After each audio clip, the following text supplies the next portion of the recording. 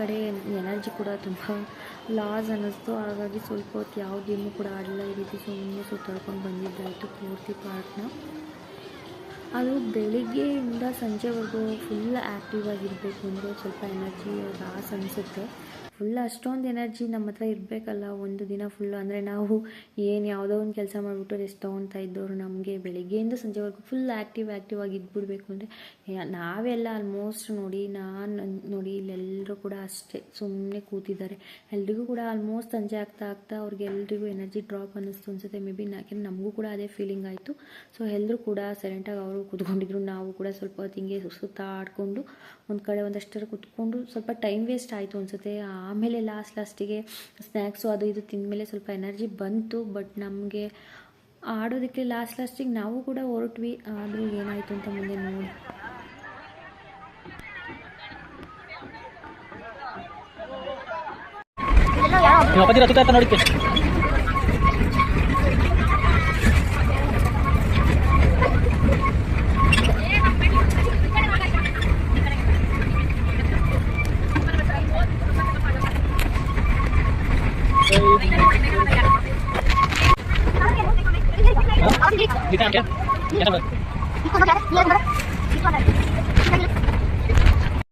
ಇದು ಸೈಕಲ್ ತುಳಿಯೋದು ಈ ಗೇಮಲ್ಲಂತೂ full energy ಇದ್ರೇ ಅನಿಸುತ್ತೆ.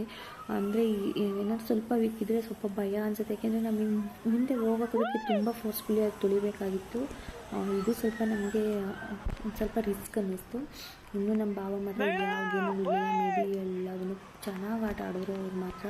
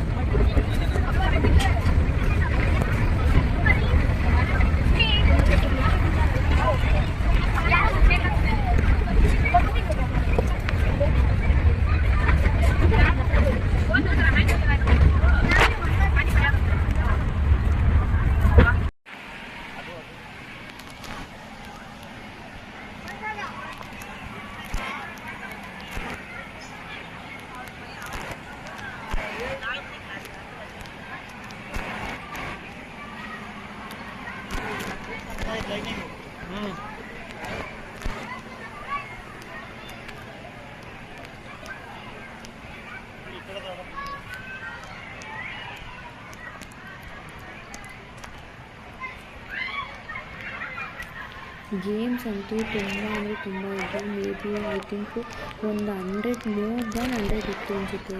ಎಕ್ಸಾಕ್ಟ್ಲಿ ಅಂದರೆ ಏನು ಮಕ್ಕಳಿಗೆ ದೊಡ್ಡವ್ರದ್ದೆಲ್ಲ ಸೇರಿ ಆಗಿತ್ತು. ಒಂದು 100 ಮೇಲೇ ಇತ್ತು. ನಾವು ಕೌಂಟ್ ಮಾಡೋಕ್ಕೆ ಕೂಡ ಆಗಲಿಲ್ಲ. ಕೌಂಟ್ ಮಾಡೋಣ ಅಂತ ಹೋಗಿ ಅದೊಂದು ಕಡೆ ಹೋಗಿ ಇನ್ನೊಂದು ಕಡೆ ಎಲ್ಲ ಕನ್ಫ್ಯೂಸ್ ಆಗೋದು. ಅದು ತುಂಬ ಬೇರೆ ಕಡೆ ಎಲ್ಲ ಹೋಗಿ ಬರೋದು ಥರ ಇತ್ತು. ಜಾಗ ಫುಲ್ ಕನ್ಫ್ಯೂಸ್ ಅನ್ನಿಸ್ತಾ ಇತ್ತು. ಅಂದರೆ ಗೇಮ್ಸ್ ಮಾತ್ರ ತುಂಬ ಇತ್ತು. ಆಲ್ಮೋಸ್ಟ್ ಗೇಮ್ಸ್ನೂ ಆಡೋಕ್ಕೆ ಆಗೋದೇ ಇಲ್ಲ ಅನ್ಸುತ್ತೆ. ಇಲ್ಲಿ ಬರೀ ಡ್ರೈ ಗೇಮ್ಸನ್ನು ತುಂಬ ಇದೆ. ವಾಟರ್ ಗೇಮ್ಸ್ ಸ್ವಲ್ಪ ರೇರಿನೇ ಕಮ್ಮಿನೇ. ಬಟ್ ಡ್ರೈ ಗೇಮ್ಸ್ ಮಾತ್ರ ಹೆವಿ ಇದೆ.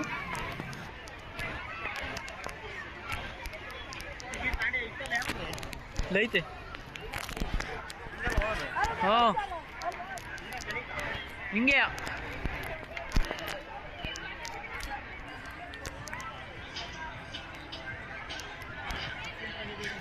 ಅಲ್ಲಿ ಕುಂತವ್ರಲ್ಲಿ ಶೇಖರ ಆಲ್ರೆಡಿ ಸಂಜೆ ಆಗ್ತಾ ಕೂಡ ಗೊತ್ತಾಯಿತು. ನೋಡಿ ಲೈಟಿಂಗ್ಸ್ ಎಲ್ಲ ಆನ್ ಮಾಡಿದ್ರೆ ನಾವು ಈ ಟೈಮಲ್ಲಿ ನಮಗೆ ಸ್ವಲ್ಪ ಎನರ್ಜಿ ಬಂತು ಅನಿಸುತ್ತೆ. ಯಾಕಂದರೆ ಸ್ನ್ಯಾಕ್ಸ್ ಎಲ್ಲ ತಿಂದಿದ್ವಿ, ಸ್ವಲ್ಪ ಕಾಫಿ ಎಲ್ಲ ಕುತ್ಕೊಂಡಿದ್ವಿ.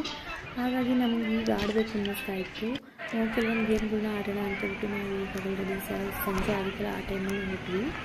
ಇನ್ನು ಇಲ್ಲಿ ಟೈಮ್ ಬಂದ್ಬಿಟ್ಟು ಬೆಳಗ್ಗೆ 10 o'clock ಇನ್ನು 7 o'clock ಕೂಡ ಇತ್ತು. ನಾವು 7 o'clock ಕೂಡ ಆಚೆ ಬರಲಿಲ್ಲ. ಎಷ್ಟೋ ಗೇಮ್ಸ್ಗಳಾಗ್ತದೆ ಹೋಗ್ತಾರೆ ಲಾಸ್ಟ್ ಆಗೋಗ್ಬಿಟ್ಟಿತ್ತು. ಹಾಗಾಗಿ ವಾಪಸ್ ಕೂಡ ಬಂದಿದ್ದಾಯಿತು.